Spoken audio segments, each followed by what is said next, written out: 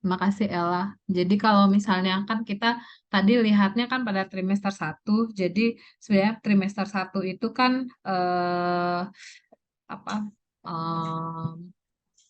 Keluhan mual muntah seperti itu juga masih tinggi seperti itu ya. Jadi kalau misalnya ternyata sebenarnya sih prinsip apa untuk kitanya kalau pada trimester satu itu merujuknya karena kita untuk bukan artian bahwa nanti setelah itu dia penata laksananya di FKTRL tidak juga, tetapi untuk mencari penyebab kemudian apa apa saja yang menyebabkan ibu ini sebenarnya anemia seperti itu. Jadi kalau misalnya tergantung dari hasil HB-nya ya. Jadi kalau misalnya pada trimester satu HB-nya sudah rendah seperti itu, kemudian eh, dia mual muntah seperti itu ya. Itunya juga kan susah gitu ya. Jadi susah untuk kita memberikan challenge tablet tambah darah tadi seperti itu. Ya. Tetapi kalau misalnya karena masalah transportasi, kemudian permasalahan transportasi, kemudian permasalahan biaya seperti itu, kemudian susah untuk dilakukan rujukan, seharusnya ya tergantung sih dari berapa HB-nya. Jadi kalau misalnya HB-nya kita temukan dari awal itu ditemukan HB-nya sudah 7, HB 8 seperti itu ya, tanpa tanda-tanda misalnya tanpa tanda-tanda perdarahan akut ya, tetapi nah itu harusnya sih mau tidak mau dia sudah harus dirujuk seperti itu ya. Tetapi kalau misalnya HB-nya 9, sekian sebenarnya sih kalau misalnya kita punya modalitas atau misalnya kita bisa untuk apa ya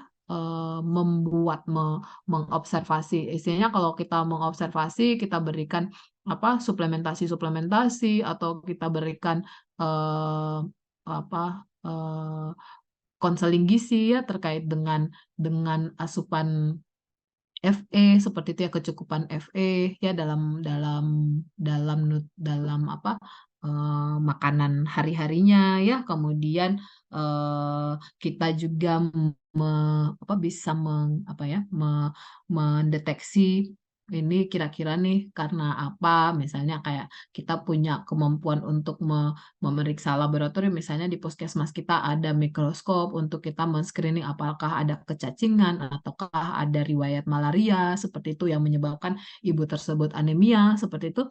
Eh, ya sebenarnya kalau permasalahan ekonomi dan itu ya kita nggak bisa memaksakan gitu ya. Jadi ini kan algoritmanya dibuat untuk mencegah. Jadi kalau misalnya dari awal kita sudah karena semakin bertambah usia kehamilan, semakin bertambah usia kehamilan, kebutuhan kebutuhan kebutuhan FE seperti itu juga akan semakin meningkat seperti itu. Sehingga khawatirnya kalau dari awal kita tidak menterapi ya, itu mungkin tidak akan terkejar begitu. Tidak akan terkejar HB yang jadi target kita seperti itu. Sehingga dari awal itu harus me- me- menentukan diagnosa pastinya gitu ya. Jadi apakah ini hanyalah anemia defisiensi besi ataukah ada lainnya gitu. Apakah ini ada ke arah kelainan kelainan apa eh, kelainan darah ya, misalnya talasemi, ataukah yang lainnya ada kelainan yang lainnya, yaitu yang harus di apa di di ditentukan dari awal begitu. Jadi start awalnya sebenarnya. Tapi kalau kembali lagi ke ke sosioekonomi ya, ke masalah perhubungan seperti itu ya, itu kembali lagi sih ke apa ke ke masing-masing pasien sebenarnya ya. Jadi kita tetap menyampaikan bahwa Bu seharusnya ini kalau misalnya kita temukan ya Ibu HB-nya rendah seperti ini, seharusnya ibu harus kita sebaiknya ibu kita rujuk untuk mengetahui ada kelainan lain atau tidak terkait dengan HB ibu yang rendah kayak gitu. Tapi kalau misalnya dia tidak tidak mau pergi, masalah pembiayaan seperti itu, kita tetap menyarankan ya dari konseling gizi terkait dengan asupan makanannya. Kemudian yang bisa kita lakukan adalah kita mencari apakah ada faktor-faktor lain yang menyebabkan ibunya anemia, faktor-faktor infeksi kronis ataukah eh, malaria tadi, kecacingan yang paling banyak ya, apalagi kalau misalnya di di pekerjaannya misalnya bertani atau yang lainnya yang kita lihat, ya tidak bertani pun mungkin angka kecacingan pun juga bisa bisa ada gitu ya, apalagi kalau misalnya sudah jelas dia seorang petani misalnya gitu ya, bisa bisa kita kaitkan gitu Ella. Iya dok, terima kasih dok. Baik, ada lagi? Izin dokter mau bertanya dok. Ya silakan. Saya dokter Fat dari Puskesmas Wijali Ambon dok. Ya. Untuk obesitas dalam kehamilan kan kalau misalnya pasiennya memang sudah obesitas kita terus prakonseling untuk turunkan berat badan dan misalnya pola hidup, gaya hidup dok, itu apakah kita memang konselingnya itu IMT-nya kita turunkan sampai normal atau dalam jangka waktu berapa bulan dok? Apakah 3 bulan untuk turunkan berat badan, kita evaluasi kalau memang misalnya tidak ada penyakit yang lain dalam kandungannya dok. Terima kasih dokter. Ya, terima kasih. Jadi kalau untuk obesitas ya, jadi obesitas, kalau kita temukan obesitas dalam kehamilan, kita tidak menyarankan untuk menurunkan berat badan. Ya, jadi kita mengendalikan penambahan berat badan sesuai dengan yang disarankan begitu. Ya, jadi kalau misalnya kecuali kalau misalnya ibunya belum hamil ya, jadi pada saat kontrol prakonsepsi ya. Jadi prakonsepsi ditemukan ada obesitas, begitu kita harus mengkonseling terkait dengan penurunan berat badan ya. Jadi penurunan berat badannya 5-10% dalam 5-10% dari berat badan saat ini bisa turun 3-6 bulan ke depan seperti itu ya. Jadi pengaturan berat badannya tidak langsung drastis turun seperti itu. Itu prakonsepsi ya. Jadi sebelum hamil. Kalau misalnya saat hamil kita temukan ibu hamil tersebut dengan obesitas, kita tidak menyarankan untuk menurunkan berat badan, tetapi mengendalikan penambahan berat badannya. Jadi dari nutrisi yang masuk, konseling terkait dengan asupan makanannya ya, kemudian berat badannya itu harus bertambah tadi ya. Jadi kalau misalnya apa pada yang obesitas berarti kita harus menambah berat badannya itu berapa tadi tuh? Kalau obesitas berarti sekitar 5-9 kilogram ya, 5-9 kilogram itu dalam sampai sampai melahirkan tuh gitu. Jadi selama hamil itu dia harus naik hanya 5-9 kilogram seperti itu. Ya, jadi bagaimana eh, apa diet makanan yang diaturnya, asupan makanannya itu harus diatur sehingga apa kebutuhan kebutuhan nutrisi makro maupun mikronutriennya itu tetap masuk, tetapi dalam porsi yang sehingga menaikkan berat badannya itu eh, 5-9 kilogram begitu ya. Jadi kalau misalnya eh, kalau misalnya sudah hamil kita tidak menyarankan untuk menurunkan. Jadi kalau misalnya obesitas terus oh ibu harus diet nih, harus turun dulu berat badannya, tidak ya. Jadi selama hamil itu harus dikendalikan supaya peningkatan berat. Jadi dari pola makannya itu diatur sehingga kenaikan berat badannya hanya sekitar 5-9 kilogram kalau misalnya dia obesitas ya. Kalau pada yang overweight ya, BMI-nya 25-29,9 itu berarti naiknya sekitar 7-11,5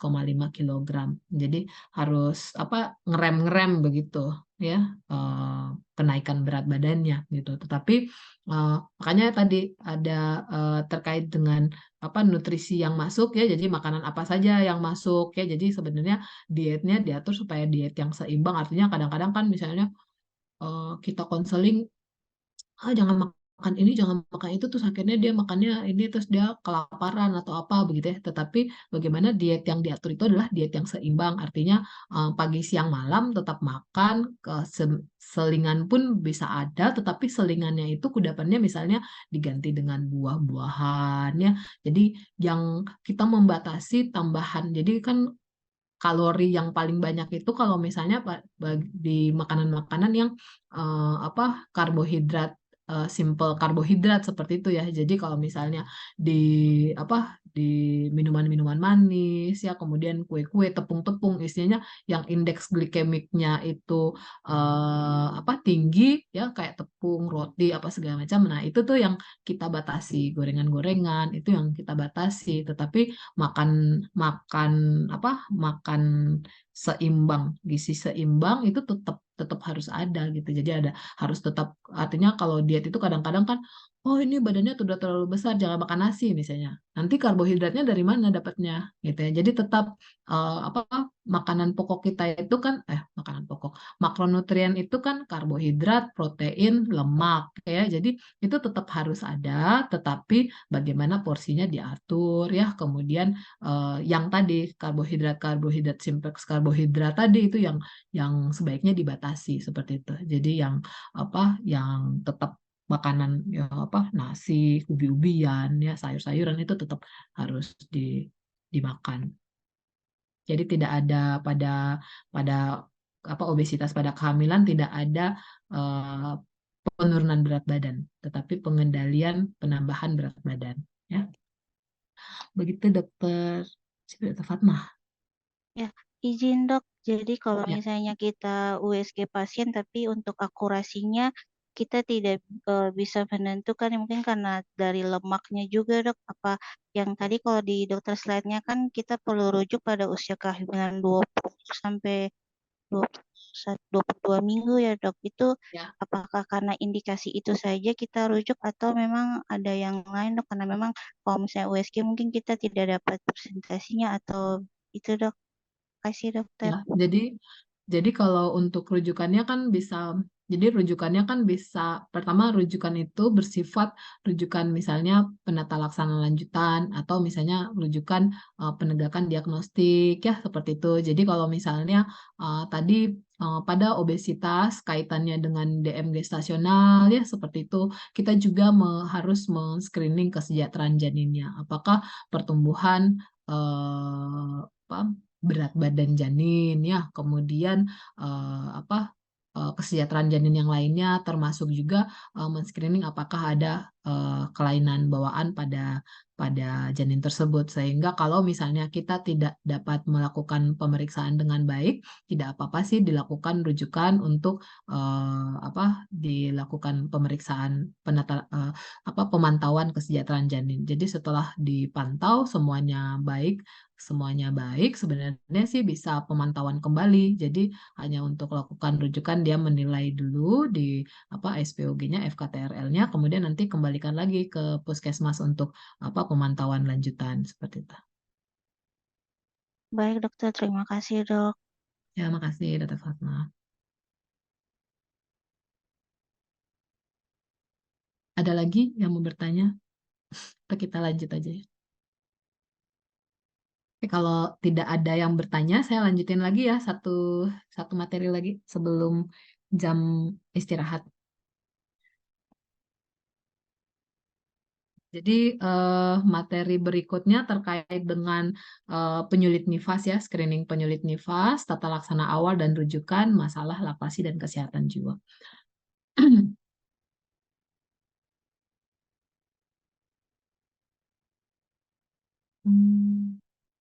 Sebentar. Sebelum itu, bentar ya, bentar. Penyulit nifasnya pertama kita bahas tentang perdarahan dan nifas ya, perdarahan dan infeksi ya. Tadi untuk laktasi dan itu berikutnya. Jadi perdarahan dan infeksi.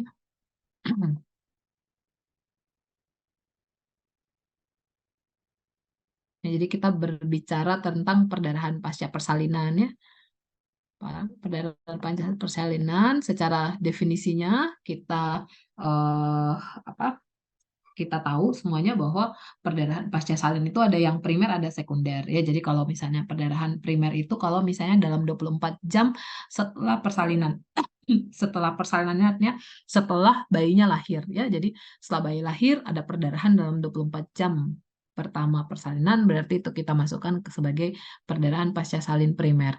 Kalau perdarahan pasca salin sekunder, kalau misalnya terjadi di antara 24 jam sampai 12 minggu ya, 12 minggu setelah persalinan. Nah, jadi kalau yang sekunder itu 12 minggu ya. Jadi kalau dulu kan mungkin sampai masa nifas saja seperti itu ya, tetapi sini definisinya saat ini 24 jam sampai 12 minggu setelah persalinan.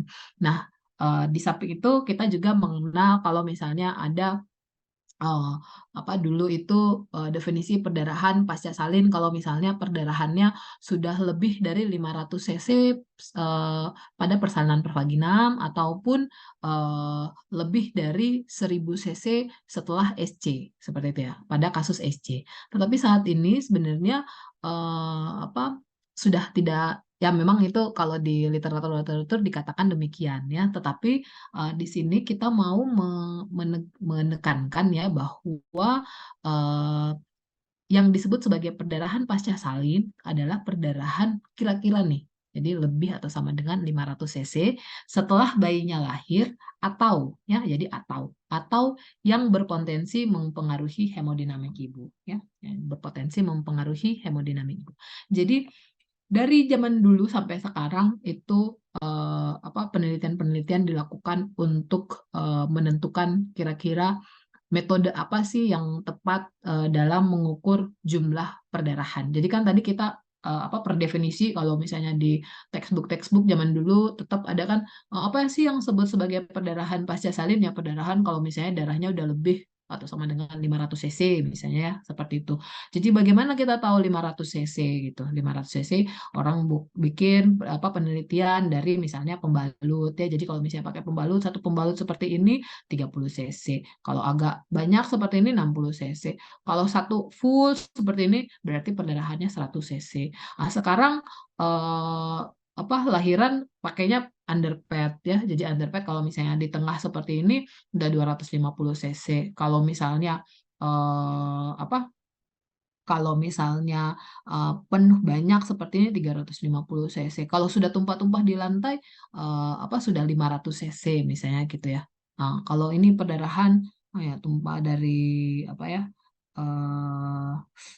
dari tempat tidur ya, di tempat tidur kemudian tumpah berceceran di lantai seperti itu sampai 2000 cc misalnya ya, atau kita pakai bengkok, satu bengkok ini 500 cc ya. Tetapi metode-metode ini eh,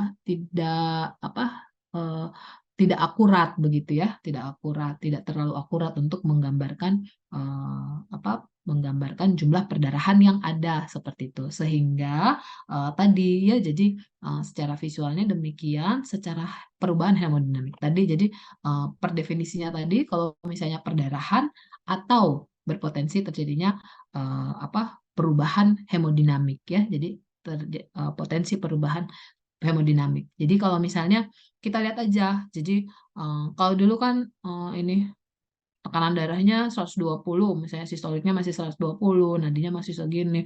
Oh, ini berarti perdarahannya nih kurang dari 10%. 10% harus dikali lagi berapa dari ininya ya, kira-kira berat badan 60 kilo berarti 600 cc, kurang dari 600 cc kayak gitu kan masih ribet juga ininya ya, hitung-hitungannya atau hafalannya ribet begitu ya. Tapi nanti kita lihat tadi per definisi. Jadi kalau kita melihat ada perdarahan ya, ada perdarahan ngocor terus habis lahiran bayi terus surut darah keluar. Kemudian pertama kali yang akan berubah hemodinamiknya yang akan berubah akibat perdarahan adalah nadinya. Jadi pada saat perdarahan kita periksa nadinya, kalau nadinya 100 kali per menit, artinya dia sudah kira-kira ya kalau berdasarkan yang ini penilaiannya sudah 15%, artinya 900 cc. Jadi sudah pasti dia lebih dari 500 cc ya. Jadi sudah pasti dia akan masuk ke perdarahan pasca salin ya. Jadi jangan tunggu, oh ini aman tensinya masih bagus kok 110/70 begitu, tapi nadinya sudah 110 misalnya gitu ya. Jadi kita harus melihat yang pertamanya pada kasus perdarahan pertama kali yang kita evaluasi adalah nadinya ya. Jadi kalau berbicara terkait dengan ini, kita kalau misalnya ini kan frekuensi ya, jadi kuantitas yang kita nilai begitu ya. Pada prinsipnya begitu. Tetapi ini ya, kalau ini juga nih penelitian pakai pakai plastik ya, plastik. Jadi ini plastik gitu, jadi darahnya diharapkan sih dia akan ngocor di sini begitu, sehingga kalau sampai segini berapa cc seperti itu. Tetapi kan tidak tahu darahnya tidak hanya turun ke sini, darahnya bisa kiri kanan gitu, jadi tidak bisa mengukur jumlah perdarahan dengan baik. Ya. Jadi sehingga sebenarnya untuk menentukan nadi tadi adalah sebenarnya kualitas ya. Jadi kualitas yang kita periksa, apakah nadinya selain tadi ya 100 kali, di atas 100 kali, kemudian bagaimana kualitasnya ya, apakah kuat ngangkat ya, ataukah lemah seperti itu ya. Nah, itu yang kita lihat. Jadi kan ada perubahan hemodinamik kalau misalnya 100 kali cepat dangkal misalnya kayak gitu. Berarti kan perdarahannya sudah mempengaruhi hemodinamiknya, sehingga kita sudah mengatakan bahwa itu pasiennya itu sudah masuk pada kasus perdarahan pasca salin. Jadi penata laksananya sudah harus dilakukan. Nah, ini perdarahan pasca salin primer ya. Jadi kita kenal zaman dulu kan 4T gitu ya. Tonus, kemudian tisu ya, tear dan trombin ya. Jadi kalau misalnya 80% perdarahan pasca salin disebabkan akibat T ya, T tonus ya, jadi atoni uteri. 80% disebabkan karena atoni uteri ya. Dari tadi 4T, kemudian tambahan inversio uteri ya, inversio uteri, kemudian ruptur uteri dan retensio placenta. Jadi ini mungkin mengingatkan lagi begitu ya. Jadi kalau misalnya atoni uteri jelas kalau misalnya setelah bayinya perdarahan, segera setelah bayinya lahir, kemudian uterusnya tidak berkontraksi atau lembek ya. Kalau misalnya terkait dengan tisu ya, jadi ada plasentanya belum, kalau retensio placenta jelas dia tidak plasenta belum lahir setelah 30 menit bayinya lahir ya. Kemudian sisa plasenta ya, jadi ada plasenta, sebagian plasenta ataupun selaput yang belum lengkap lahirnya, sehingga perdarahannya, pembuluh darahnya masih tetap terbuka, sehingga perdarahan akan tetap berlangsung seperti itu. Nah, biasanya sih dia munculnya 6-10 hari pasca salin. Kemudian kalau misalnya ada robekan ya, ada ruptur. Kalau ruptur uteri biasanya perdarahannya perdarahan intraabdomen ya, bisa juga perdarahan pervaginam seperti itu ya. Kemudian keluhannya nyeri perut hebat ya, nyeri perut hebat. Kemudian setelah ada ruptur, kontraksinya jadi hilang gitu, nyeri perutnya jadi hilang.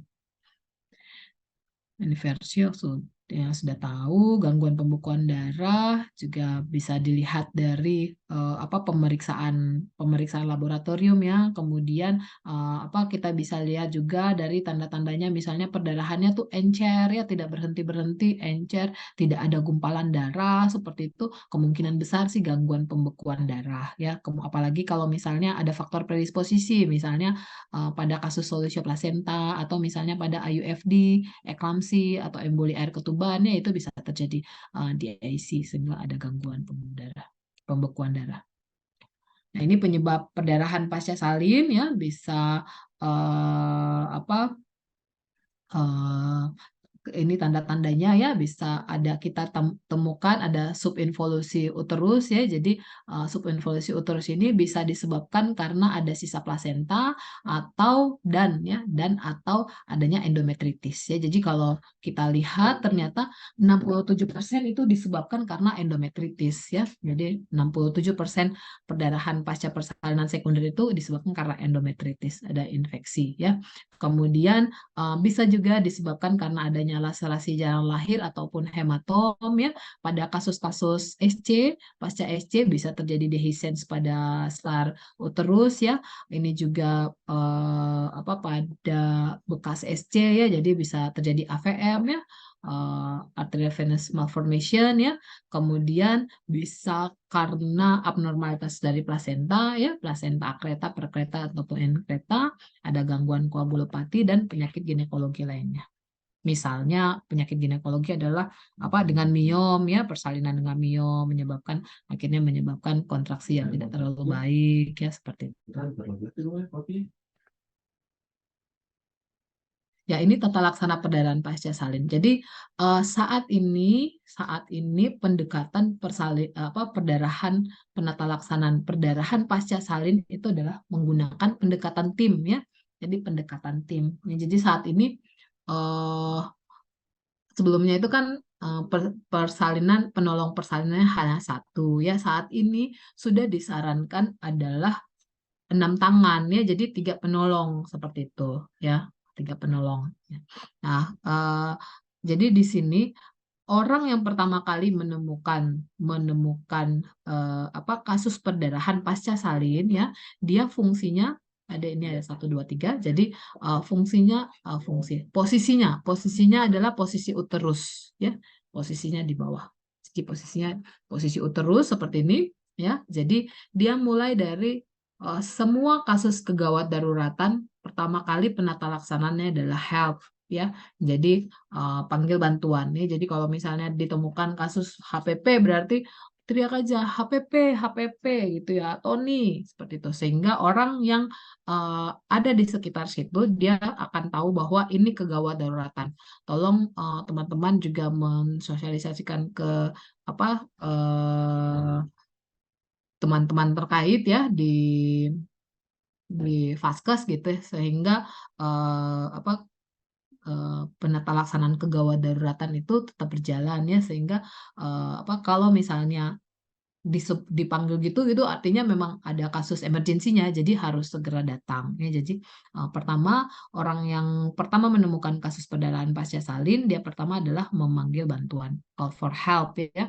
Kemudian yang bisa dilakukan pertama kali adalah masase uterus.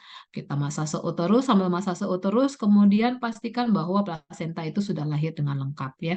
Jadi kalau misalnya belum lengkap, kita lahirkan plasenta dengan lengkap ya. Kemudian selalu berkoordinasi. Jadi kalau misalnya kemudian yang berikutnya datang, dia mengambil posisi kepala dan lengan ya. Jadi kepala dan lengan. Jadi ada posisi uterus, posisi kepala, posisi lengan ya. Jadi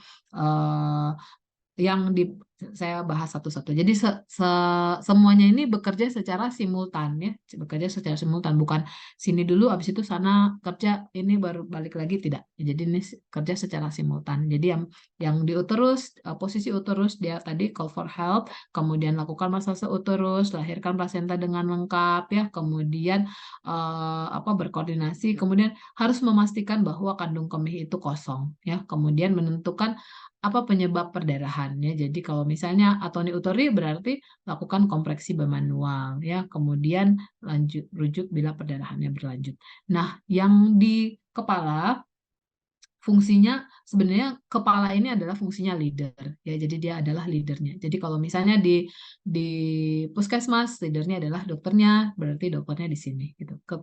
Kalau misalnya pada kondisi tertentu pendekatan tim ini selevel ya, semuanya perawat ataupun bidan ya, berarti tidak masalah. Orang yang di bagian kepala ini adalah leadernya ya. Jadi bagaimana leader ini, pertama adalah dia mengecek kesadarannya. Jadi cek kesadaran, jadi Ibu gimana gimana Bu, rasa apa seperti itu ya. Bagaimana kita melihat kesadarannya. Kesadarannya apakah masih komposmentis ya, sudah somnolen ya, atau sopor atau koma seperti itu, ini orang yang ini. Jadi kalau misalnya cek kesadaran, eh kalau misalnya masih masih sadar ya, kita bisa, artinya kan kalau masih sadar dia ada perdarahan, kita langsung langsung kasihkan dia oksigenasi ya, supaya perfusi jaringannya baik seperti itu ya.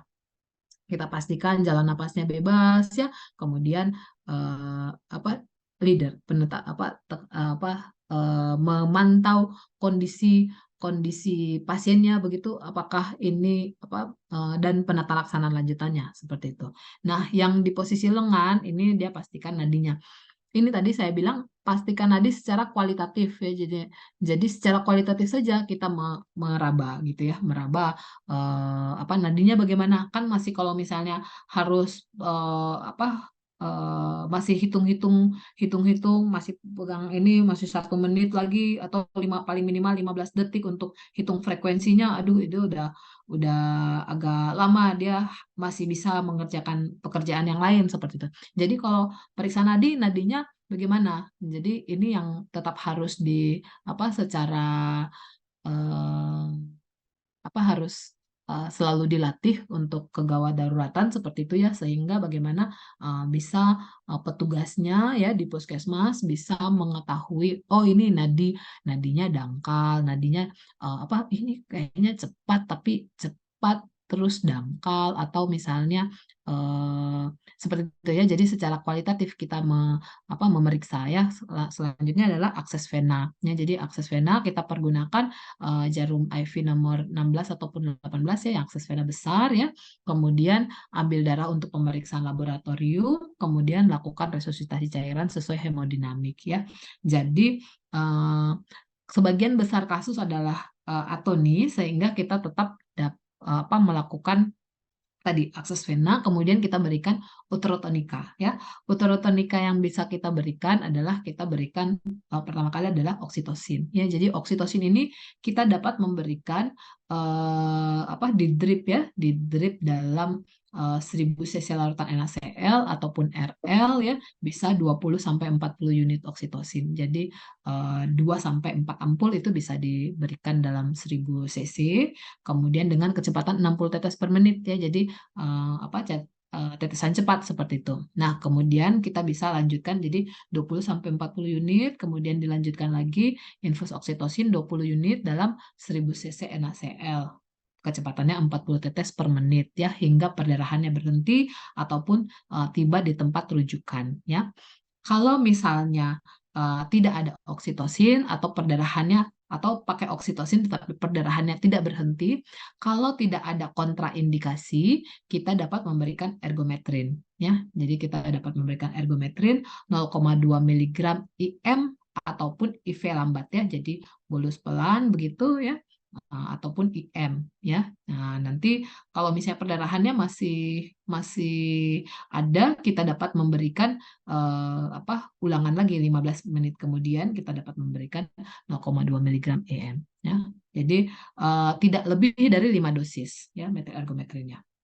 Kalau kita udah kasih metergen, udah kasih oksitosin, tapi perdarahannya tetap berlanjut, kita bisa memberikan misoprostol per rektal. Ya, jadi bisa diberikan 800 sampai 1000 mikrogram ya per rektal. Bisa juga kita berikan asam tranexamat ya, bolus IV 1 gram ya. Jadi asam tranexamatnya 1 gram. Ya, kalau perdarahan kita berikan asam tranexamat 1 gram, itu bisa diulang 30 menit kemudian. Nah, jadi kalau di eh, di apa di vaskesnya, rawat inap, tolong persalinan juga di situ. Kalau ada algoritma penanganan atoni uteri yang penolong penolong sendiri begitu, itu sebaiknya udah dihilangkan ya, karena kita penata laksanaannya saat ini adalah penata laksanaan tim ya. Jadi kalau misalnya ini penata laksanaan atoni uteri pada saat bayi lahir ya, pada saat bayi lahir, kemudian kita lakukan kala 3, manajemen aktif kala 3 ya. Jadi manajemen aktif kala 3 itu sangat penting untuk mencegah terjadinya perdarahan pasca salin. Jadi tetap berikan oksitosin dulu ya. Kita berikan oksitosin, kemudian dilakukan PTT ya. Kemudian setelah plasentanya itu lahir, kita lakukan masase fundus uteri ya. Kita lakukan masase fundus uteri maksimal 15 detik. Nah, maksimal 15 detik sambil kita mengevaluasi bagaimana kontraksi uterusnya ya. Jadi kalau misalnya kontraksi uterusnya baik, setelah kita masase, kita meraba bahwa kontraksi uterusnya baik, berarti kita lanjutkan evaluasi rutin lainnya masuk ke kala 4 gitu ya, kala 4 persalinan. Tetapi kalau misalnya pada saat kita masase fundus uteri tidak ada kontraksi uterus ya, berarti kita harus lakukan evaluasi kita explore ya. Jadi kita explore jalan lahir, kita lakukan pembersihan apakah ada bekuan darah ataupun selaput ketuban yang masih tersisa seperti itu ya. Kita lakukan eksplorasi, kita bersihkan ya, kita bersihkan. Kemudian setelah kita bersihkan, tangan masuk ke dalam porsio anterior ya. Kemudian kita lakukan kompresi bimanual interna ya, kita lakukan KBI. Kita lakukan KBI kurang lebih 5 menit tadi posisinya ya. Jadi kalau seperti ini orang yang posisi uterus ya yang melakukan seperti itu ya.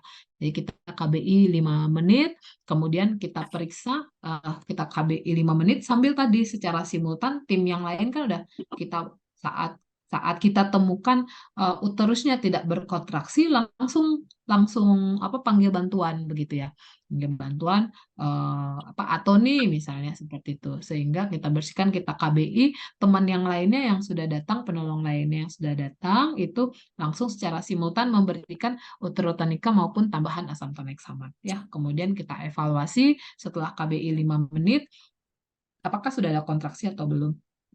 Jadi kalau misalnya kalau sudah ada kontraksi, berarti kita tetap pertahankan KBI-nya selama 1-2 menit kemudian ya. Kemudian kita keluarkan tangan perlahan-lahan ya.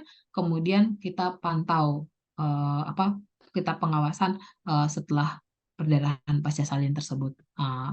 Apakah tanda vitalnya bagaimana, kontraksinya, perdarahannya ya, tiap 5 menit ya, tiap 5 menit pada 15 menit pertama. Kalau misalnya semuanya baik dalam batas normal, kita tetap lanjutkan pengawasan kala 4 ya. Pengawasan kala 4, 1 jam pertama tiap 15 menit, 1 jam kedua tiap 30 menit. Ya, kemudian kalau misalnya uterusnya tetap tidak berkontraksi, kita harus langsung melakukan rujukan ke rumah sakit.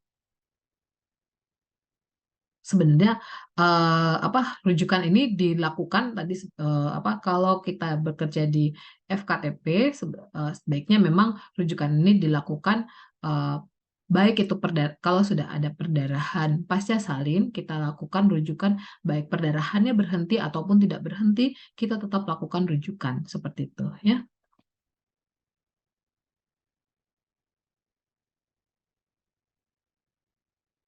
Nah, ini tadi kan kalau metode kompresi untuk mengurangi bukan mengurangi, untuk menghentikan perdarahan ya, kita bisa lakukan kompresi bimanual internal ya.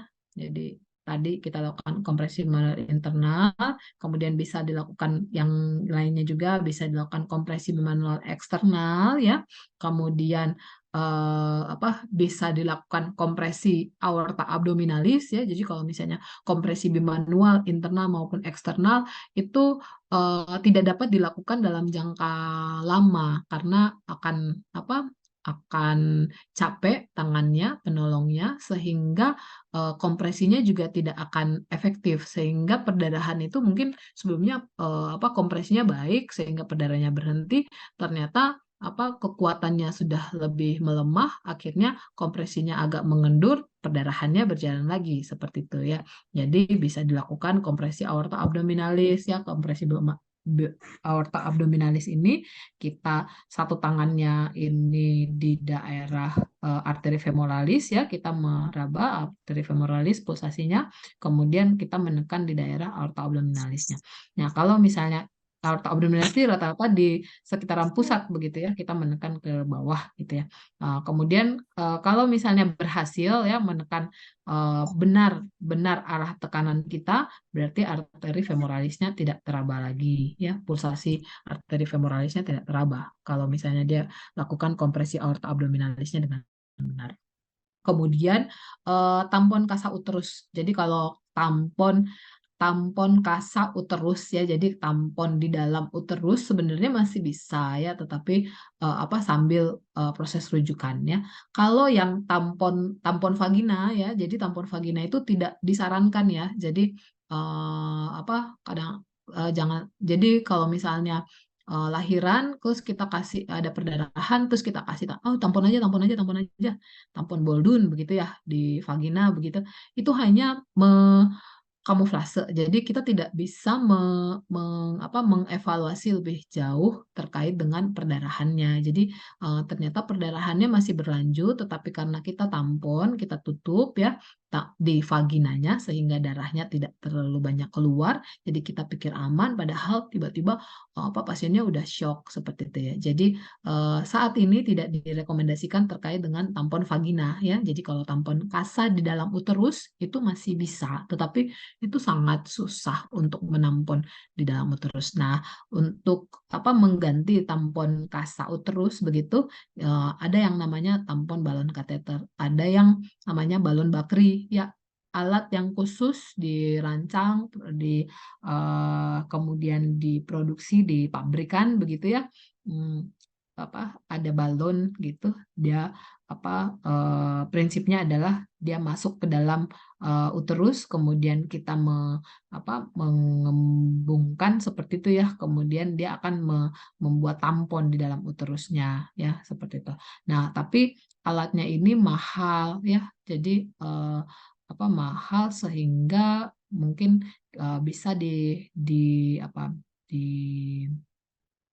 diakali, dan ini sudah ada, bisa teman-teman sejawat lainnya bisa mengerjakan di puskesmas seperti itu ya. Jadi dengan tampon balon kateter ya, tampon balon kateter. Jadi sangat simpel ya, alatnya juga bisa didapatkan ya. Jadi infus set ya, jadi infus set ya, infus set ataupun transfusi set lah seperti itu. Kemudian cairan infus ya, cairan infus, folikateter ya, kateter, folikateter, kemudian kondom, kemudian tali ya, tali bisa tali kasur benang kasur itu, atau tali pengikat tali pusat begitu. Nah, itu ya, ini. Jadi pertama kita sambungkan dulu nih infus ya, cairan infus ke dalam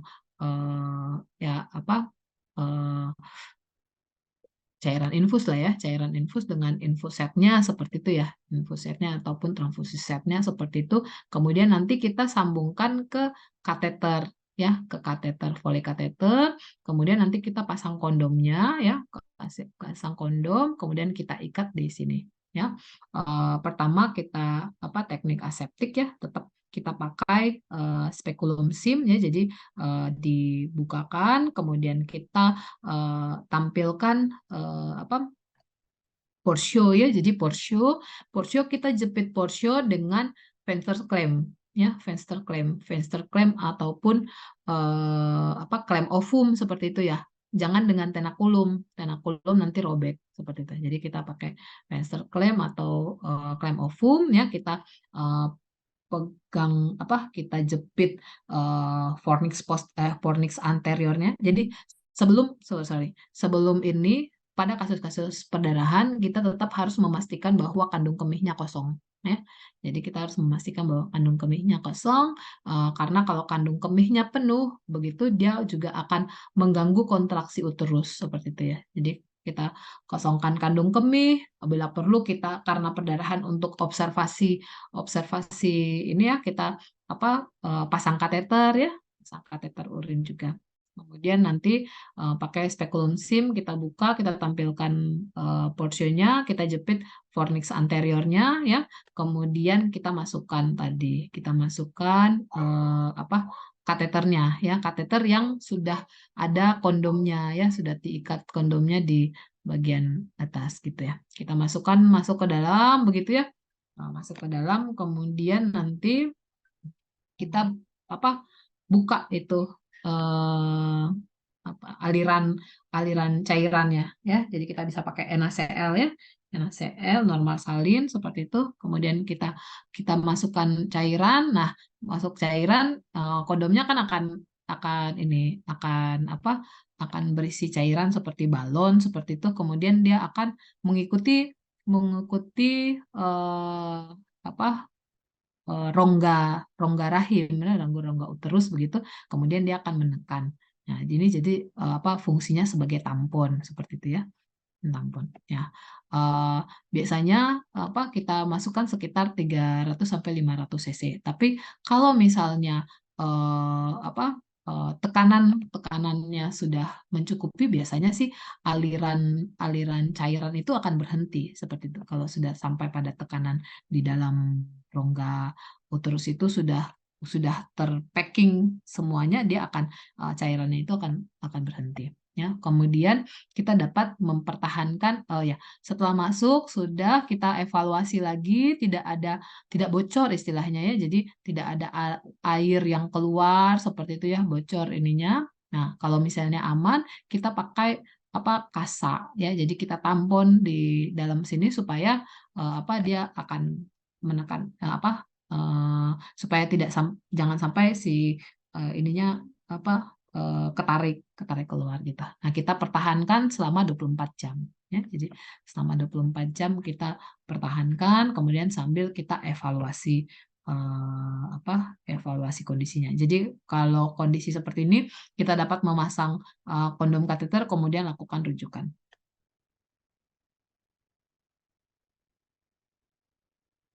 Ya, ini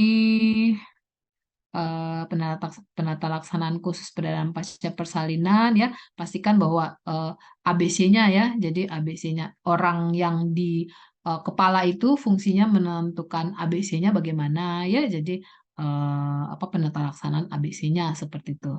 Nah, kemudian pasang infus tadi sudah, kateter menetap sudah ya, kemudian kita bisa lakukan resusitasi ya, resusitasi cairan seperti demikian. Kemudian robekan, kalau misalnya itu tadi berkaitan dengan atoni ya, kalau misalnya karena robekan jalan lahir, berarti kan kita lakukan eksplorasi jalan lahir, apakah ada robekan, kemudian kita jahit robekannya, kita dapat memberikan asam tranexamat ya. Kalau misalnya retensio plasenta, kita berikan oksitosin tadi, dikasih oksitosin 20 sampai 40 IU dalam 1 liter cairan kristaloid, kemudian kita lakukan PTT ya.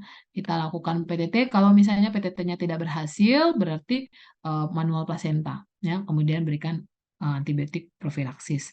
Kalau sisa plasenta tadi tetap oksitosin, kemudian kita lakukan eksplorasi, kemudian kalau memungkinkan, kalau tidak memungkinkan mungkin bisa dilanjutkan dengan kuret kalau misalnya sisanya sangat banyak ya, berikan antibiotik profilaksis.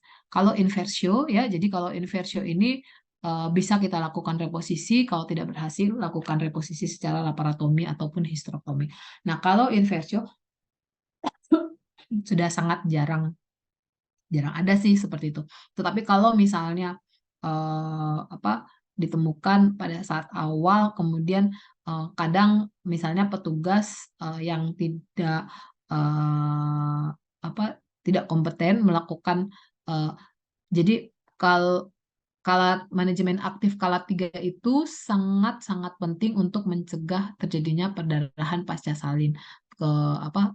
Berkaitan dengan inversio, kita dapat melakukan tadi ya, jadi oksitosin, pemberian oksitosin, dia membuat kontraksi uterus dengan baik sehingga pelepasan plasenta itu dengan baik juga. Kemudian kita lakukan peregangan tali pusat terkendali, peregangan. Jadi bukan penarikan ya. Jadi kalau misalnya ditarik berarti bisa saja terjadi inversio. Ya, jadi kalau misalnya persalinan dilakukan dengan baik, KALAT 3-nya baik, kemungkinan hal-hal ini dapat tercegah ya.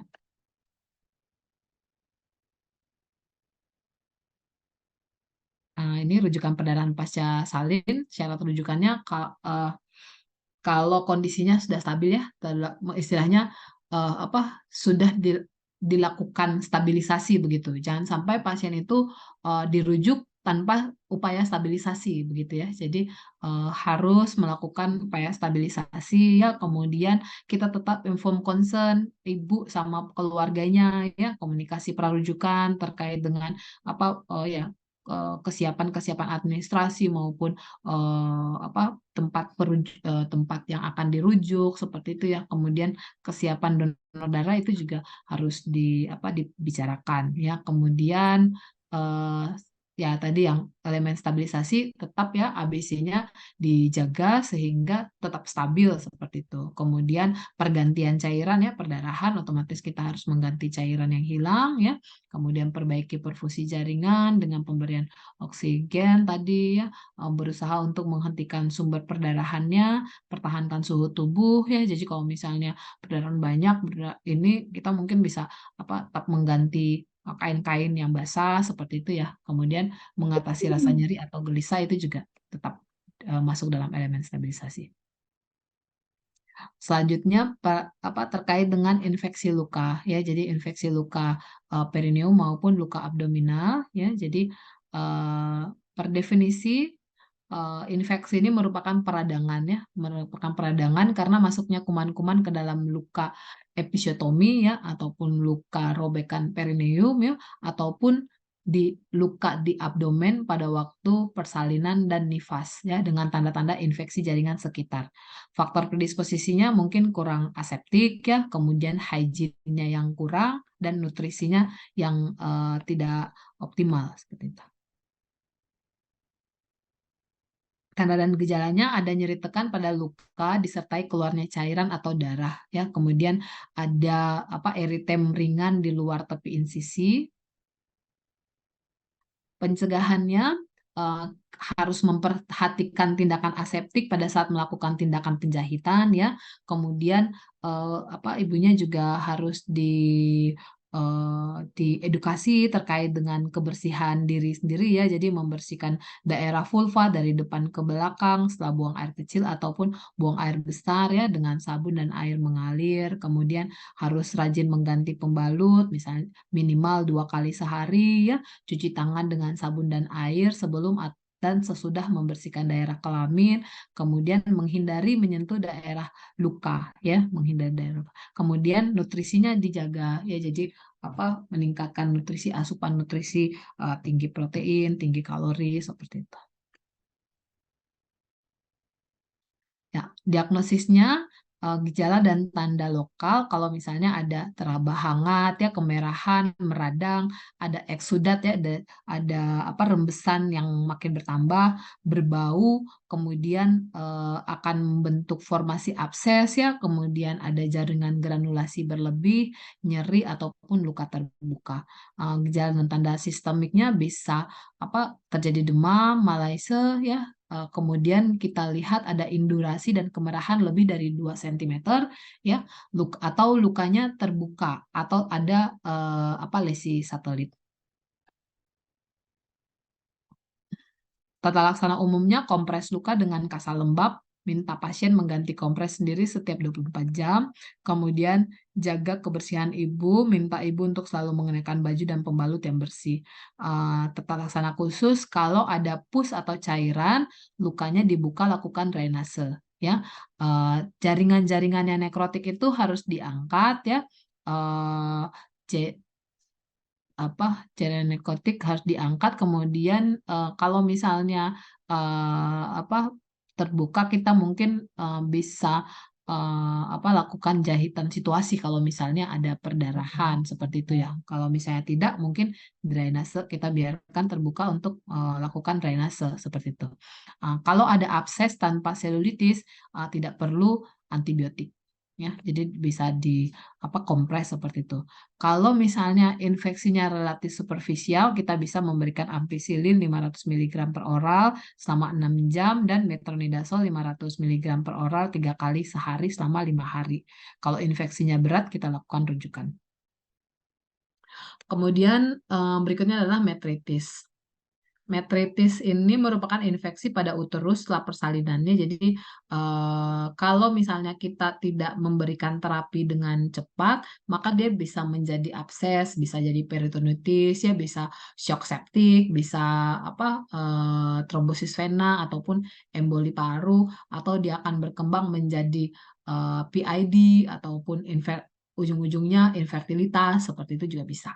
Ya, tanda dan gejalanya demam lebih atau sama dengan 38 derajat Celcius, bisa juga disertai dengan keluhan menggigil ya. Kemudian ada nyeri perut bagian bawah, lohianya berbau dan purulen. Kemudian kalau kita periksa ternyata ada subinvolusi uterus. Subinvolusi uterus artinya TFU-nya tidak turun sesuai dengan usia pasca salinnya, seperti itu ya. Kemudian dapat disertai perdarahan pervaginam dan shock. Pencegahannya, pertama kita tetap memperhatikan tindakan aseptik pada saat melakukan tindakan, kemudian tadi masih tetap sama untuk menjaga kebersihan diri ya, karena tadi ada infeksi seperti itu sehingga kita harus kebutuhan yang namanya demam, jadi kebutuhan energi juga meningkat sehingga konsumsi tambahan 500 kalori per hari itu juga penting, diet seimbang ya, kemudian minum cukup cairannya minimal 3 liter per hari. Kalau misalnya ada PONET ya, ada puskesmas rawat inap seperti itu, maka kita dapat memberikan antibiotik ya, jadi memberikan antibiotik sampai 48 jam bebas demam ya. Atau kalau misalnya tidak ada puskesmasnya bukan puskesmas rawat inap, berarti harus dirujuk ya, harus dirujuk. Sebelumnya mungkin kita bisa memberikan, kalau misalnya apalagi kalau rujukannya agak jauh misalnya gitu, kita dapat memberikan antibiotik dulu ya. Jadi antibiotik inisialnya kita bisa memberikan ampicillin 2 gram IV setiap 6 jam, tambah gentamicin ya, tambah dengan metronidazole. Kalau masih demam 72 jam setelah terapi, sebaiknya dikaji ulang diagnosis dan tata laksananya ya, seperti itu. Kemudian cegah dehidrasi dengan pasang infus ya, cairan kristaloid, kemudian banyak minum ya. Kemudian pertimbangkan pemberian vaksin TT bila ibu dicurigai terpapar tetanus ya. Misalnya ibunya memasukkan jamu-jamuan ke dalam vaginanya, ada juga ya yang seperti itu. Ya, jadi kalau ada penggunaan yang tidak steril seperti itu ya, sebaiknya mungkin kita bisa mengkaji apakah Amphigentamate. dicurigai. Maksudnya obat cuma itu saya. Ya, jadi ini tetanus, penyakit yang langka, fatal ya, mempengaruhi susunan saraf pusat, menyebabkan kontraksi otot yang nyeri. Tanda-tanda dan gejalanya bisa ada trismus, kaku kuduk, punggung melengkung, perut kaku seperti papan, ataupun spasme spontan. Pencegahannya jelas ya, imunisasi lengkap seperti itu ya. Kemudian menghindari luka tusukan, menghindari adanya sisa paku dan kayu yang menusuk tertinggal di dalam ya. Jadi kalau misalnya terkena paku atau kayu yang paku berkarat atau kayu yang itu, kita lakukan pembersihan luka begitu ya, cross insisi seperti itu juga kan harus dibersihkan, sisa-sisa kotorannya di dalam luka itu harus benar-benar terangkat seperti itu ya. Ya, kemudian kita tetap harus memberikan antibiotik, kemudian apakah antibiotik untuk profilaksis adanya infeksi. Tata laksana umum pada kasus tetanus pada ibu nifas ya rujuk rumah sakit ya. Tata laksana khususnya biasanya ibu kejang-kejang begitu kita harus tetap menjaga RW-nya ya. Jadi ibu posisinya mungkin dimiringkan supaya tidak terjadi aspirasi ya, jaga jalan napasnya tetap terbuka, atasi kejangnya bisa dengan diazepam ya, yang paling ada di puskesmas, diazepam 10 mg IV selama 2 menit, jauhkan stimulasi-stimulasi ya, termasuk stimulasi cahaya ataupun suara, kemudian pasang infus, IV lainnya tetap harus terjaga ya, kemudian ya nutrisinya sebaiknya karena dia kejang-kejang dan seperti demikian risiko aspirasi sehingga tidak boleh diberikan makan seperti itu. Ya, bahkan maksudnya diberikan makan lewat mulut seperti itu ya. Jadi kemudian berikan antibiotik, antitoksin tetanus juga 3.000 unit IM. Oke, ini sih di fasilitas kesehatan yang lebih lengkap.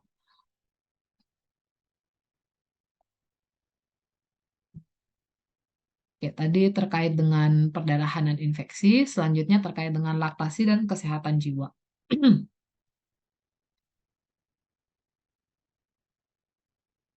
Di sini kita akan bahas tentang laktasi terkait dengan permasalahan-permasalahan laktasi, kemudian kesehatan jiwanya hanya terbatas di postpartum blues dan depresi pasca persalinan. Jadi laktasi ini kita tahu bahwa ASI eksklusif itu sangat penting ya. Jadi pemberian ASI tanpa artinya eksklusif diberikan pada bayi 0 sampai 6 bulan tanpa makanan ataupun minuman tambahan lainnya ya.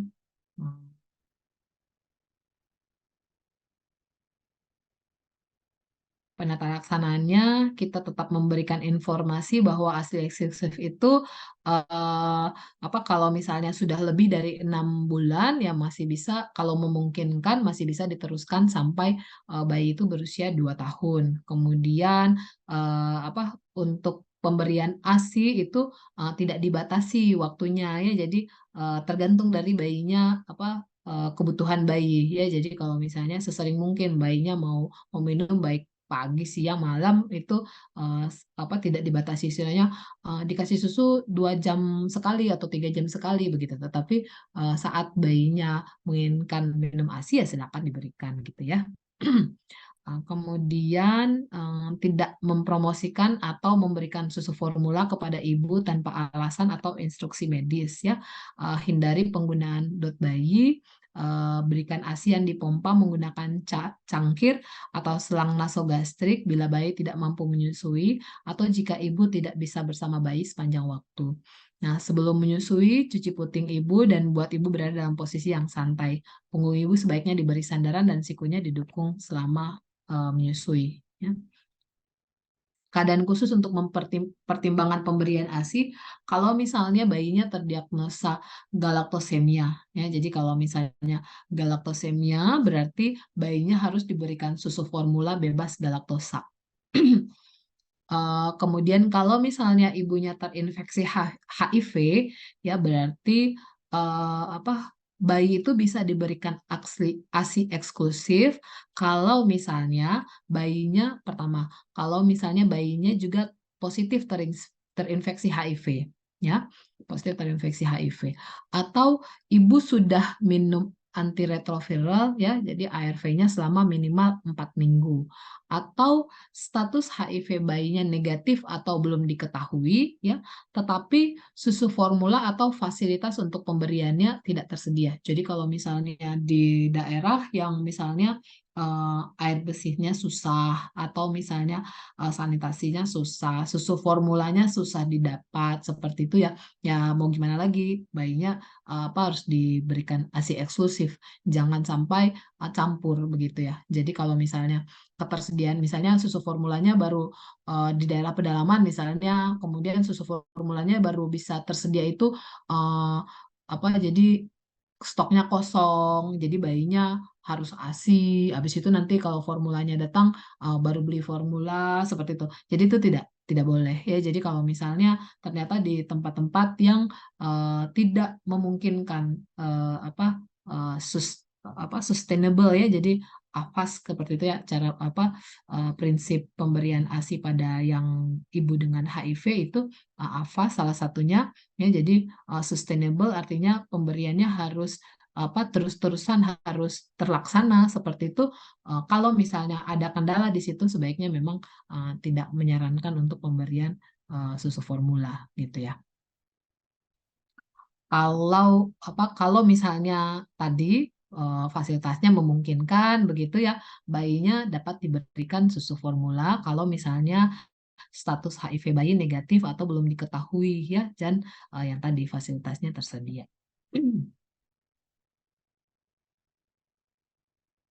Ya, Ya, jadi yang perlu diperhatikan ketika menyusui posisi bayi yang benar ya. Jadi kepala, leher, tubuh bayi dalam satu garis lurus ya. Badan bayinya menghadap ke dada ibu, badan bayi melekat ke ibu, kemudian seluruh badan bayi itu tersangga dengan baik ya. Jadi tidak hanya menyusui memegang leher dan bahunya saja begitu, tetapi seluruh badannya tersangga dengan baik.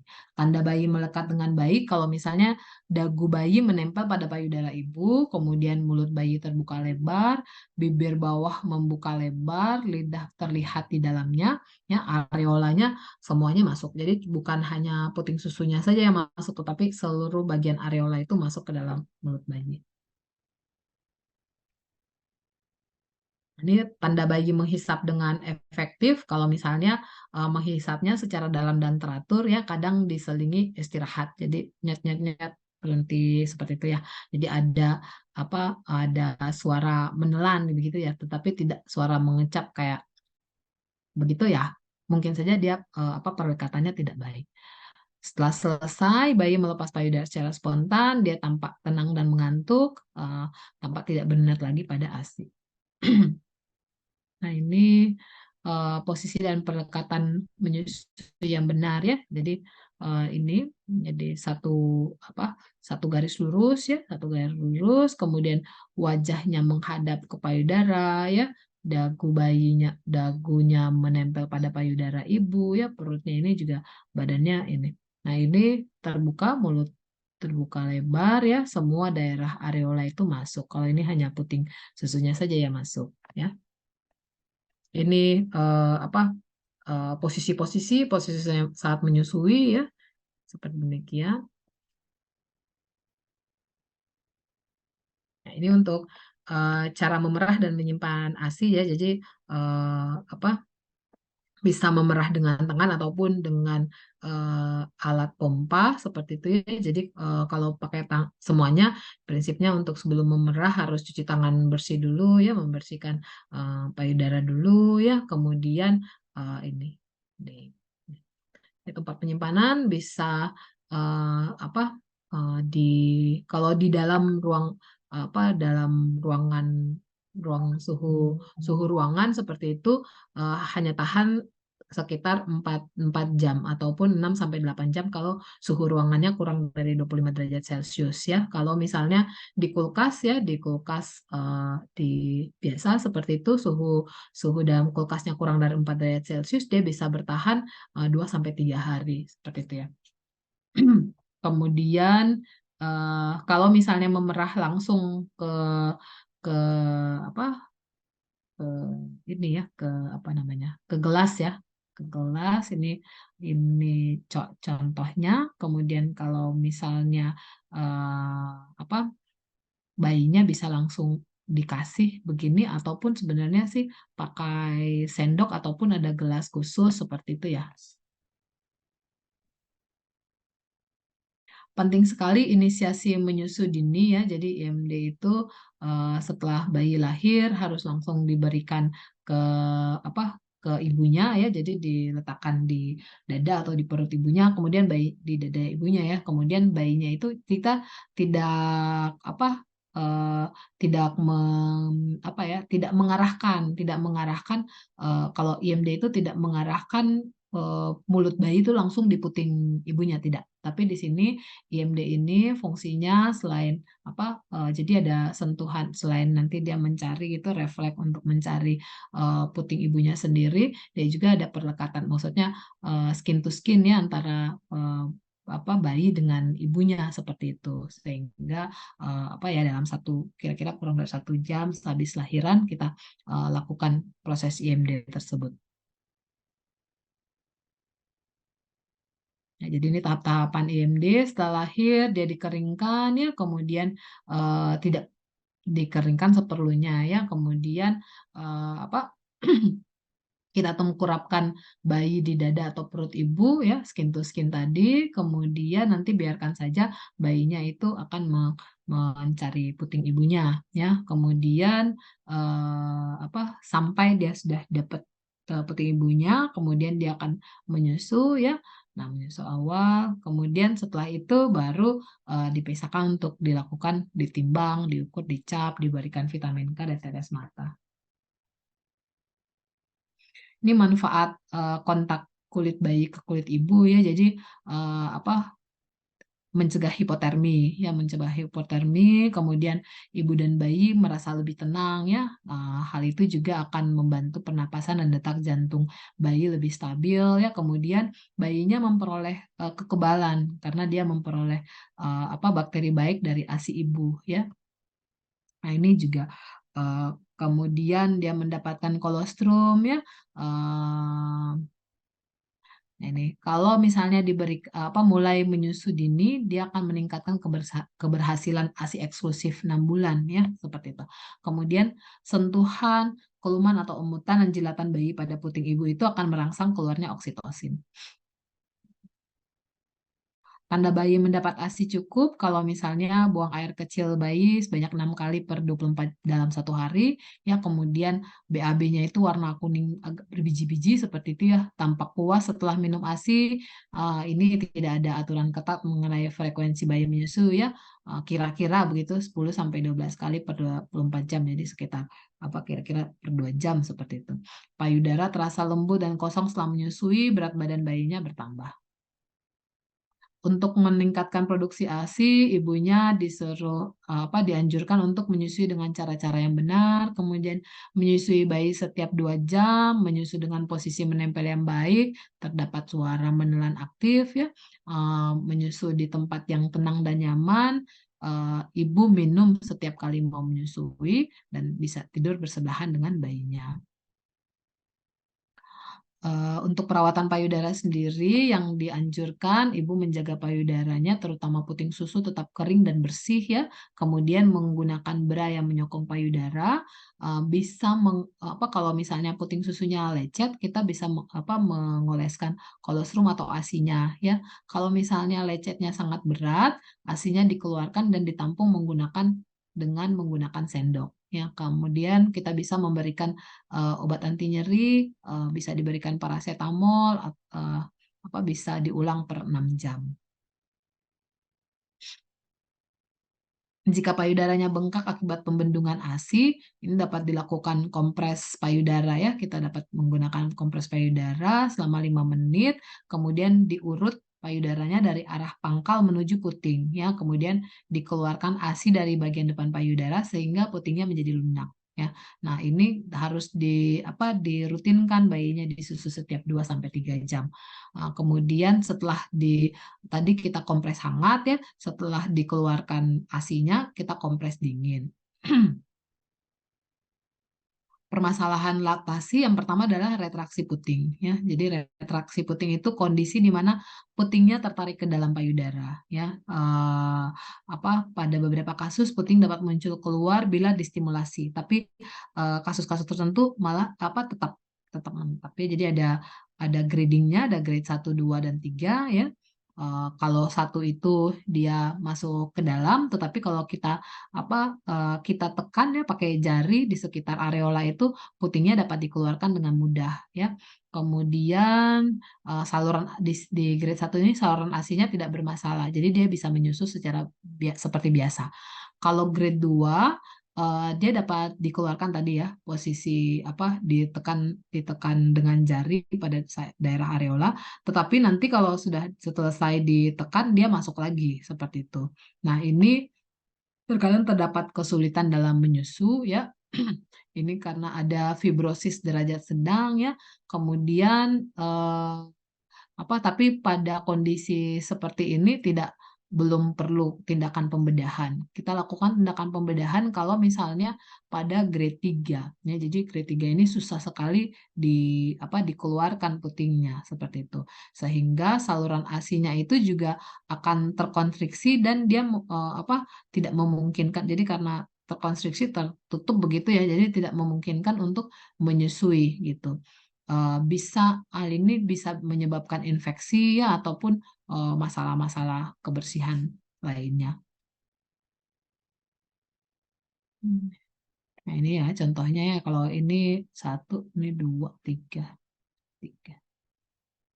Jadi penata laksanaan retraksi putih ya, kalau misalnya retraksinya tidak dalam, kita bisa pakai pompa payudara. Jadi kalau misalnya kalau putingnya masuk terlalu dalam, bisa dikeluarkan dengan dengan jari pada beberapa bulan sebelum melahirkan, begitu ya. Atau misalnya ini eh, apa namanya, Hoffman ya, Hoffman gitu ya. Jadi dikeluarkan dengan jari ataupun bisa juga pakai siring ya. Jadi siring nanti ditarik keluar seperti itu. Bendungan payudara atau breast engorgement, ini terjadi bendungan karena kelenjar payudaranya produksi ya. Jadi produksi ASI-nya itu meningkat seperti itu. Nah, tandanya payudaranya bengkak dan keras biasanya itu pada 3-5 hari setelah persalinan ya, ada terasa nyeri pada payudara, bisa kedua-dua payudara ini terkena. Biasanya karena produksinya banyak tetapi keluarnya itu tidak banyak seperti itu. Jadi terjadi bendungannya. Jadi biasanya yang menyebabkan tersebut kita harus menghindari posisi menyusui yang tidak baik. Jadi kalau posisi menyusuinya tidak baik, otomatis pengeluaran ASI-nya tidak baik, akhirnya jadi bendungan ASI. Atau tidak membatasi bayinya menyusu ya. Jadi tidak membatasi waktu bayi menyusu juga ya. Kemudian hindari pemberian susu formula. Jadi kalau misalnya produksinya sudah banyak, kemudian kita kasih susu formula juga, begitu akhirnya bayinya mengisapnya sedikit, produksinya banyak, jadi bisa juga terjadi bendungan ya. Ya, hindari juga penggunaan pompa payudara tanpa indikasi sehingga menyebabkan suplainya berlebih ya. Hindari penggunaan implan payudara juga. Tata laksananya kita sanggah payudara ibu dengan bebat atau bra yang pas, kemudian dikompres ya, kompres hangat dulu, kemudian tadi urut payudara ya, kemudian masuk payudara, kemudian keluarkan ASI-nya, kemudian keluar ASI-nya sedikit dulu supaya putingnya itu jadi lunak, baru dikasih kasih susu disusuin bayinya seperti itu ya. Kemudian perhatikan perlekatan antara bayi dan payudara apakah sudah benar atau tidak ya. Kemudian setelah ASI-nya sudah keluar baru kita kompres dingin ya, kompres dingin. Untuk kurangi nyeri bisa diberikan paracetamol, kita evaluasi setelah 3 hari. Mastitis ini kalau sudah ada inflamasi, tanda-tanda inflamasi atau infeksi pada payudara ya. Jadi ini mastitis ini bisa biasanya unilateral ya. Secara unilateral kita bisa tanda-tandanya payudaranya ini keras, memerah, ada nyeri, kemudian disertai dengan demam ya. Ini paling sering terjadi di minggu ketiga atau minggu keempat postpartum. Namun sebenarnya sih bisa terjadi kapanpun juga selama menyusui seperti itu. Nah, pencegahannya mulai dari pertama jangan menunda menyusui. Jadi kalau misalnya setelah melahirkan bisa langsung segera menyusui ya. Kemudian menghindari lecet pada puting. Jadi menghindari lecet pada puting itu dengan cara perlekatan. Jadi posisi menyusu dan perlekatannya itu harus benar sehingga mencegah lecet pada puting tersebut ya. Kemudian lakukan variasi menyusui, maksudnya posisinya ya, variasi posisi. Kemudian menghindari menggunakan bra yang ketat, itu juga akan menghambat aliran ASI seperti itu ya. Nah, tata laksananya ibu sebaiknya karena tadi ya ada tanda-tanda peradangan maupun tanda infeksi seperti itu, jadi istirahat itu sangat penting ya. Jadi ibu sebaiknya tidur baring, kemudian kecukupan cairan ya, kemudian sebisa mungkin kita bisa mengambil mengkultur ASI ya, uji sensitivitasnya. Nah, sebenarnya kalau mastitis ini walaupun ibu terkena mastitis, bayinya tetap harus disusui begitu ya. Jadi harus tetap disusui walaupun payudaranya sakit ya. Jadi kalau misalnya kalau payudaranya sakit tidak disusui malah makin bengkak, akhirnya lebih sakit lagi. Ya, kalau misalnya masih penuh sudah disusuin sakit ini mungkin bisa dipompa dikeluarkan isinya. ya. Kemudian tadi bisa juga dengan kompres dingin ya untuk mengurangi bengkak dan nyeri. Kalau untuk obatnya bisa kita berikan paracetamol per oral ya. Sangga payudara ibu dengan bebat atau bra yang pas. Lakukan evaluasi setelah 3 hari. Pastikan apakah bendungan payudara atau mastitisnya sudah teratasi ya. Kemudian lakukan pemeriksaan payudara, breast care seperti itu. Terapi suportifnya yang tadi kalau misalnya baik itu cairan ya ataupun obat-obatan yang memungkinkan, maksudnya misalnya nyeri, anti nyeri diberikan ya, demam atau itu paracetamol itu bisa diberikan ya. Kemudian edukasi pasien cara pemberian ASI yang benar. Kemudian sebenarnya sih kalau ditemukan tanda-tanda ini nih untuk bendungan payudara ya. Kalau misalnya sudah ke arah tanda-tanda infeksi atau mastitis, sebaiknya dilakukan rujukan.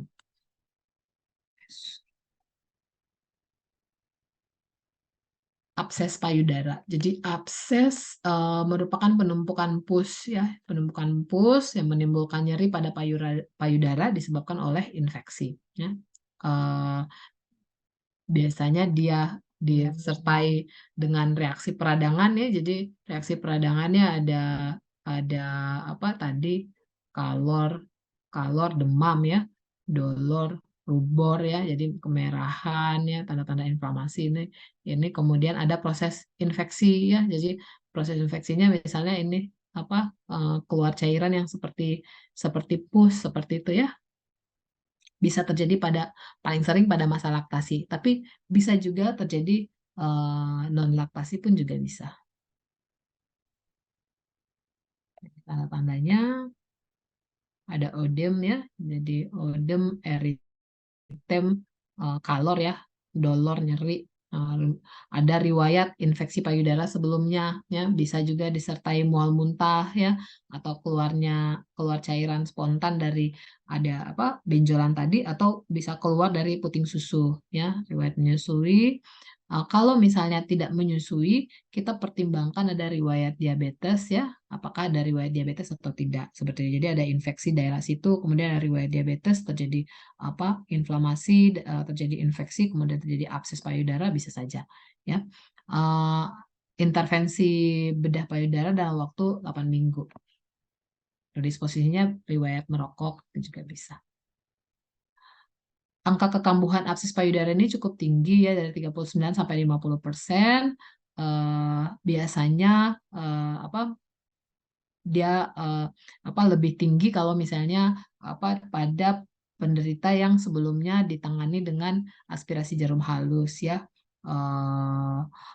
Kalau yang lebih sering nonperperalis ya, artinya bukan abses yang bukan pada masa nifas seperti itu ya, biasanya dikaitkan dengan yang ini non-staphylococcus seperti itu.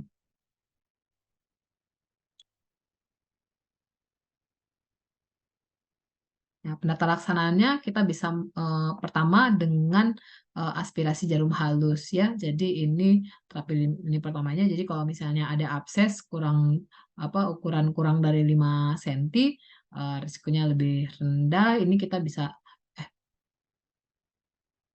bisa dilakukan aspirasi jarum halus. Tetapi kalau misalnya tadi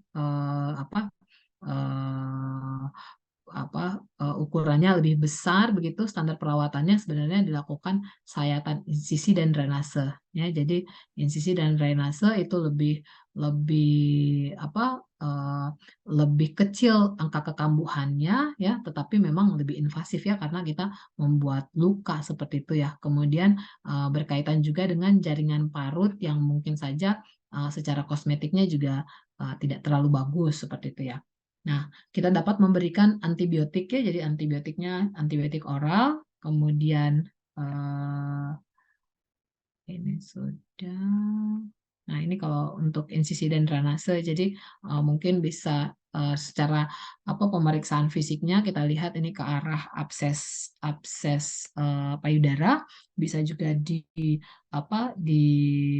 pemeriksaan penunjangnya dengan USG ya, ultrasound, kita lihat lokus absesnya sebelah mana ya, seperti itu. Kemudian nanti dilakukan infiltrasi lidocaine seperti itu ya. Kemudian nanti kita lakukan insisi, kemudian kita buka dibersihkan cairan absesnya seperti itu. Absesnya biasanya kan ada lukusnya, ada kayak kantongnya seperti itu, kantong abses begitu, sehingga kita juga harus membersihkan kantong absesnya seperti itu ya. Kemudian nanti dibersihkan dasarnya ya, dasar absesnya seperti itu. Kemudian nanti dilakukan kita kasih tapping buat drainasenya.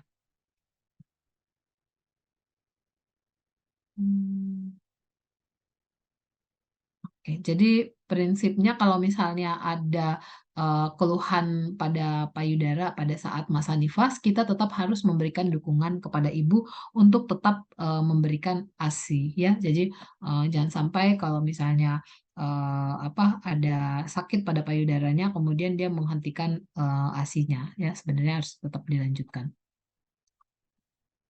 Ini tadi sudah. Ya, sebentar. Nah, tentang laktasi sudah, ini postpartum blues dan depresi pasca persalinan ya.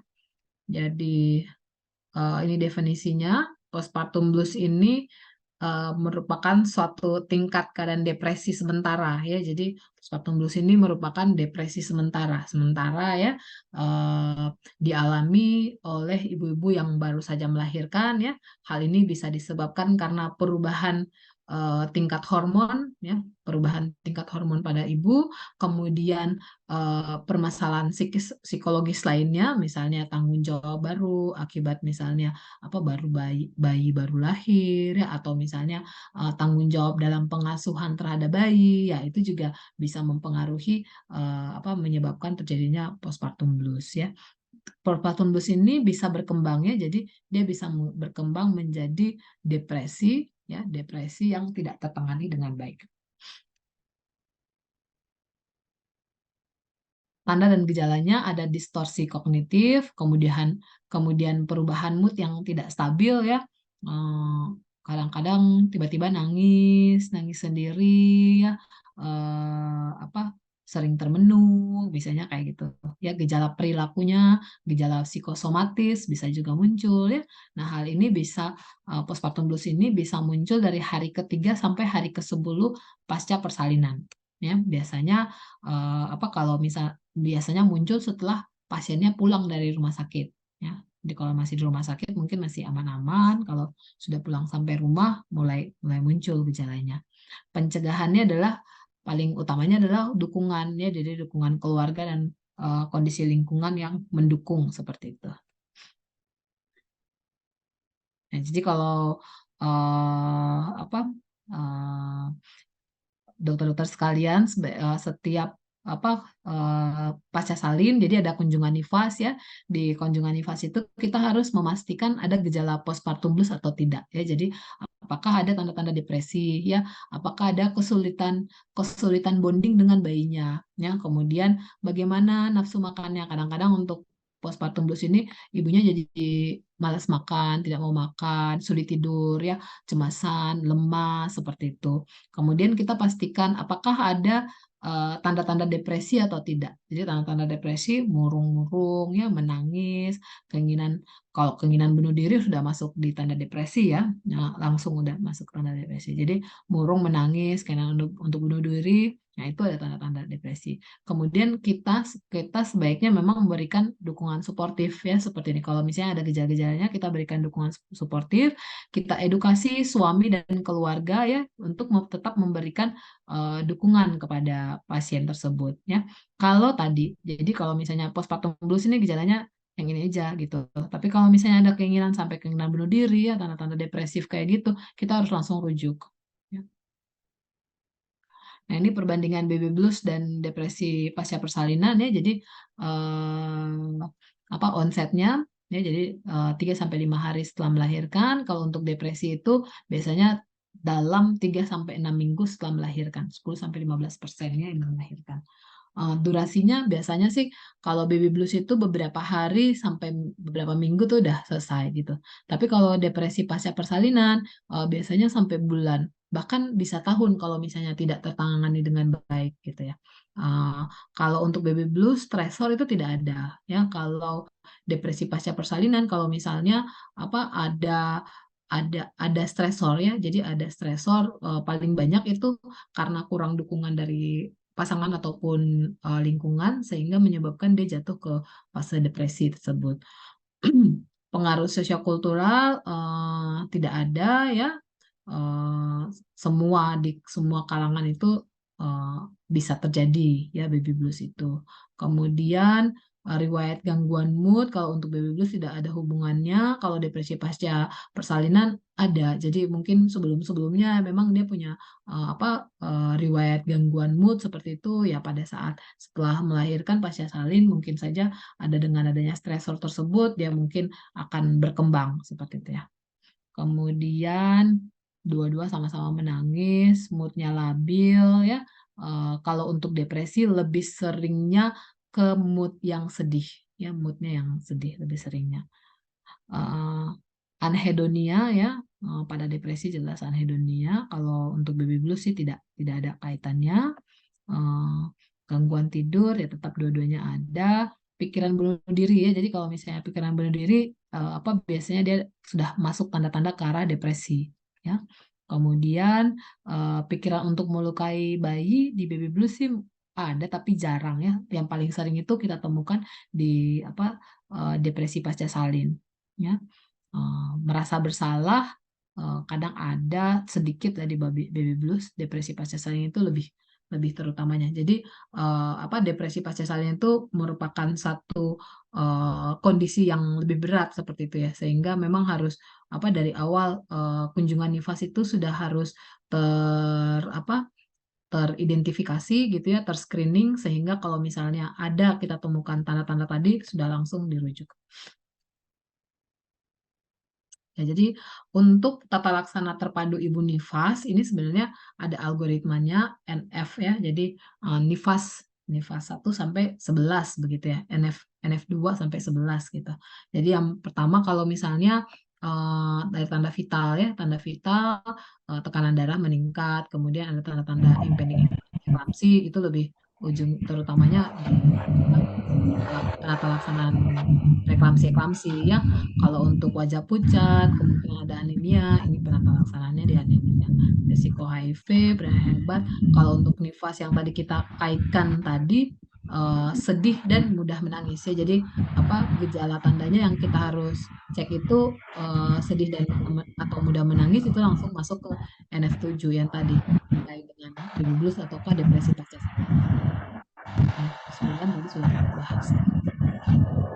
Ya, jadi gitu. Jadi kalau misalnya ibu pasca salin pada kunjungan nifas pertama kali kita harus sudah menanyakan, men-screening hal-hal ini nih. Men-screening hal-hal demikian. Nanti penata laksananya sesuai dengan bagian-bagian penata laksananya. Jadi kalau untuk yang tadi, kalau misalnya ibunya merasa sedih dan gelisah, mudah lelah, gangguan tidur, ya, kemudian nafsu makannya menurun drastis, itu masuk di NF. Nah ini ya, NF7 ya, kalau misalnya 2 atau lebih dari gejala-gejala di bawah ini lebih atau sama dengan 2 minggu ya, ada perubahan dalam 2 minggu atau lebih seperti misalnya merasakan perasaan bersalah ya, perasaan bersalah yang tidak tepat atau perasaan negatif terhadap diri sendiri, mudah menangis, minat pada kesehatan menurun ya, merasa lelah, gelisah setiap saat, tidurnya terganggu ya, kemudian kehilangan kemampuan berpikir atau berkonsentrasi dan nafsu makan yang menurun drastis. Ini udah ada 2 aja dari sini, berarti kita harus langsung berikan dukungan emosional kemudian rujuk ke rumah sakit ya, seperti itu ya. Kalau misalnya hanya salah satu di atas ini berarti dia masuk ke postpartum blues. Kalau postpartum blues biasanya pada minggu-minggu awal, jadi kita tata laksananya sama dokter umum aja juga bisa. Jadi kita yakin meyakinkan Ibu bahwa hal ini umum ya, kemudian tetap berikan dorongan dan dukungan emosional ya, kemudian kita tetap menunjukkan empati kita kepada pasien tersebut ya, kemudian konseling juga ke pasangan dan keluarga untuk bagaimana mereka memberikan dukungan bagi pasien tersebut ya, kemudian nanti dievaluasi selama 2 minggu ke depan, kalau tidak ada perbaikan rujukan. Mungkin oke. Mungkin itu yang bisa saya sampaikan di siang hari ini. Saya kembalikan ke Ibu Nur. Silakan Ibu Nur.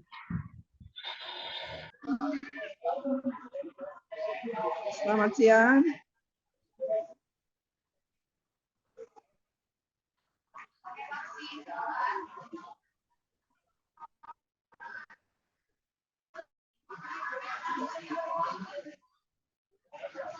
Siang Ibu Arni. Oh iya, terima Selesai kasih Dr. Iren. Iya, materinya. mohon maaf Dr. Mungkin Iren, ada Beta yang lagi baru tiba, jadi mohon maaf Bapak Ibu peserta sekalian. Demikian materi yang sudah disampaikan oleh Dr. Iren tadi. Semoga dapat bermanfaat bagi kita sekalian.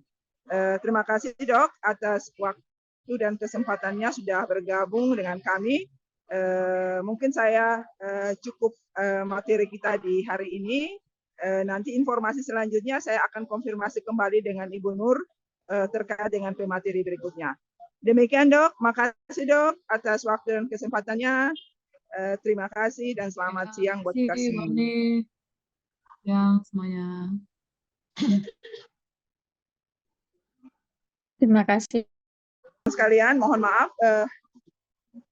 Tadi Beta barusan tiba di Jakarta, jadi mohon maaf tidak bisa bergabung dengan teman-teman hari ini.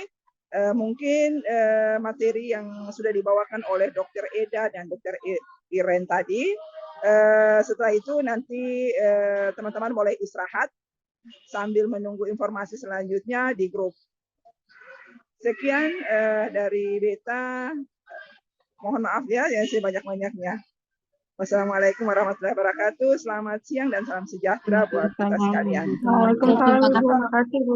Terima kasih Bu. Sama-sama Dok. Nanti selanjutnya Beta kasih info di grup. Terima kasih Bu. Ya, Terima kasih Bu. sama-sama Dok.